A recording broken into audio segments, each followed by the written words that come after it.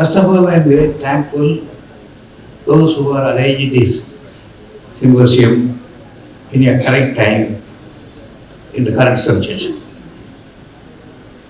So, all our eminent lawyers, always speaking English, they are doing their duty.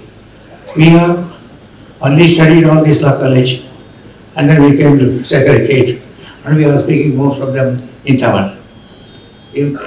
Even though today we had an opportunity to come over here to see my old colleagues and other friends, I'm very happy. Once upon a time I also had a white dress and went along with senior G.R. Ramsamy, but it was olden days, golden days also. Okay, no problem. First of all, I would like to thank everyone for coming here to discuss the matter of utmost important secularism and federalism drive. This topic describes the current nature of our country. One of our founding slogan of the country, which is unity of diversity, are being taught abroad by the BJP government, lust to divide. When the constitution was framed, the framers of the constitution said that Indian constitution is unique, that it has been managed to sustain democratic governance in the face of striking ethnic, linguistic and religious and diversity. It has united our diverse communities under one group, and that is India. One of the founding slogans, unity in diversity, was being turned apart by the BJP government, lust to divide. In fact, yesterday, BJP MP Kumar Hegde from Karnataka, speaking at the public rally, said that the secular word can be removed from the constitution in favor of Hindus. What sort of the commitment is this?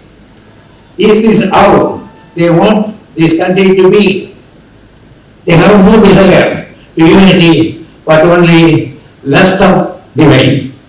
India's constitution is under imminent threat. If BJP comes to power once again, they will do anything to destroy the secularism and federalism structure of this country. A country will turn strong only after state becomes stronger. But there are all effects are being made to put back and undermine states. One religion, one language, one voice, and one election. The list goes on. Even during the times of British, power was not centered on any single entry like this. All efforts are being made to weaken states, undermine their role. If you agree with them, then it is fine. If you disagree, they will use every possible way to weaken you. The non-BJP rule says are treated as second class. Central agencies like CBI, ED and governor are being used as tools to undermine the elected government. A recent example is one nation, one election. Calls for simultaneous elections to different levels of government, which has been the belated attempt to undermine the country's federal structure. The local body election formally falls under the domain of state lists, while thus union government draw power to call the simultaneous election to local bodies. They should have absolutely no say in local body election, but yet they have formed a high-level committee to discuss the simultaneous election across the country along with local body election.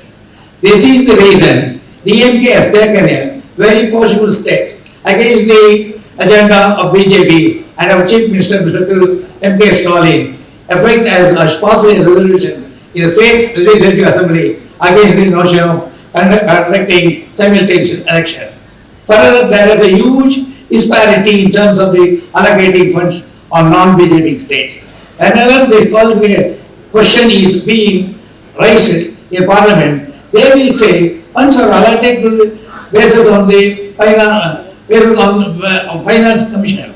If really the finance commission are constituted and their terms of reference are decided by the union government without any consultation with the state government. Second, the recommendation in favor of BJP, that is center retain for all disproportionate share of the resources, and it has over time made even the developed state share and subject to legal condition. To make the matter worse, large chunk of the resource collected through cess and surcharge were kept out of the finance commission habit, giving unfit power for union government of discriminate. The planning commission and the national development council were abolished. GST also has severely impact state governments' ability to raise their own reserves other than through the sale tax and alcohol, sale tax on alcohol and excise duty on fuel, which are exempted from the GST.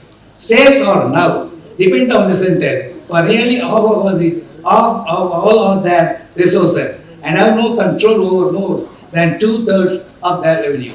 On top of that, the central government and the Reserve Bank of India have adopted direct measures to limit debt and finance spending.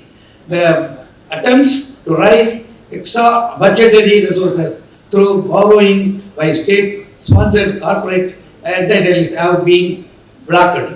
Even during the COVID-19 pandemic, when the states was struggling to meet expenditure related to health, extra borrowing was allowed, subject to the implementation of reforms such as fixed tariffs on power established by state government run distribution companies and they are usually unpopular and irrelevant. The union government has literally forced state increasing tariff for electricity in order to get extra borrowing. State governments finding themselves compelled to reduce various expenditures in order to generate funds for welfare initiatives.